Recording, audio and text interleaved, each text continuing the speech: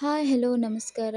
ನಾನು ಪೂಜಾ. ನಾನಿವತ್ತು ನಿಮಗೆ ಸೋರೆಕಾಯಿ ಸಿಪ್ಪೆಲಿ ಚಟ್ನಿ ಮಾಡೋದು ಹೇಗೆ ಅಂತ ತೋರಿಸ್ಕೊಡ್ತಾ ಇದ್ದೀನಿ. ತುಂಬ ಟೇಸ್ಟಿಯಾಗಿತ್ತು, ಆರೋಗ್ಯಕ್ಕೂ ತುಂಬ ಒಳ್ಳೆಯದು. ಸೋರೆಕಾಯಿಂದ ಏನೇನು ಉಪಯೋಗ ಆಗುತ್ತೆ ಅಂತ ನಿಮ್ಗೆ ಹೇಳಿದ್ದೀನಿ ಆಲ್ರೆಡಿ.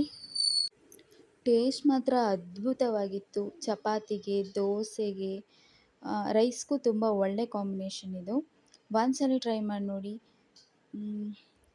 ಸೋರೆಕಾಯಿ ಸಿಪ್ಪೆನ ಈ ಥರ ಉದ್ದುದ್ದ ಬಿಡಿಸಿಟ್ಕೊಂಡು ಒಂದು ಸ್ವಲ್ಪ ಕಾಯಿ, ಒಂದು ಗಡ್ಡೆ ಬೆಳ್ಳುಳ್ಳಿ, ಸ್ವಲ್ಪ ಹುಣಸೆಹಣ್ಣು, ಸ್ವಲ್ಪ ಕೊತ್ತಂಬರಿ, ಒಂದು ಸ್ವಲ್ಪ ಶುಂಠಿ, ಅದಾದಮೇಲೆ 2 ಸ್ಪೂನ್ ಉದ್ದಿನಬೇಳೆ, 2 ಸ್ಪೂನು ಕಡಲೆಬೇಳೆನ ಈ ಥರ ಬಾಣಲಿಗೆ ಹಾಕಿ ನೀಟಾಗಿ ಹುರ್ಕೋಬೇಕು.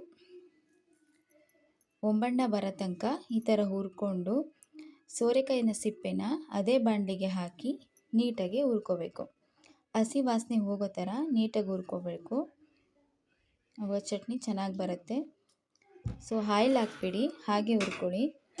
ಅದಾದಮೇಲೆ 6ರಿಂದ 7 ಹಸಿಮೆಣ್ಸಿಕಾಯಿನ ಇದೇ ಬಾಣಲಿಗೆ ಹಾಕಿ ನೀಟಾಗಿ ಫ್ರೈ ಮಾಡ್ಕೊಳ್ಳಿ. ಸ್ವಲ್ಪ ಆಯಿಲ್ ಹಾಕಿ ಈ ಥರ ನೀಟಾಗಿ ಹುರ್ಕೊಂಡು ಸಿಪ್ಪೆ, ಹಸಿಮೆಣ್ಸಿನ್ಕಾಯಿ, ಆಮೇಲೆ ಶುಂಠಿ, ಬೆಳ್ಳುಳ್ಳಿ, ಹುಣಸೆಹಣ್ಣು, ಕೊತ್ತಂಬರಿ, ಉದ್ದಿನಬೇಳೆ, ಕಡಲೆಬೇಳೆ, ಕಾಯಿ ಇಷ್ಟನ್ನು ಹಾಕಿ ಸ್ವಲ್ಪ ನೀರು ಹಾಕಿ ನೀವು ಕಾಯಿ ಚಟ್ನಿ ಹೇಗೆ ರುಬ್ಕೋತೀರೋ ಅದೇ ರೀತಿ ರುಬ್ಕೊಳ್ಳಿ. ತುಂಬ ನುಣ್ಣಗೆ ರುಬ್ಕೋಬೇಡ್ರಿ, ಸ್ವಲ್ಪ ತರಿಯಾಗಿ ರುಬ್ಕೊಳ್ಳಿ. ತುಂಬ ಟೇಸ್ಟಿಯಾಗಿರುತ್ತೆ, ಅದ್ಭುತವಾಗಿರುತ್ತೆ. ಒಂದ್ಸಲ ಈ ರೆಸಿಪಿನ ಟ್ರೈ ಮಾಡಿ ನೋಡಿ, ನಿಮಗೆ ತುಂಬ ಇಷ್ಟ ಆಗುತ್ತೆ.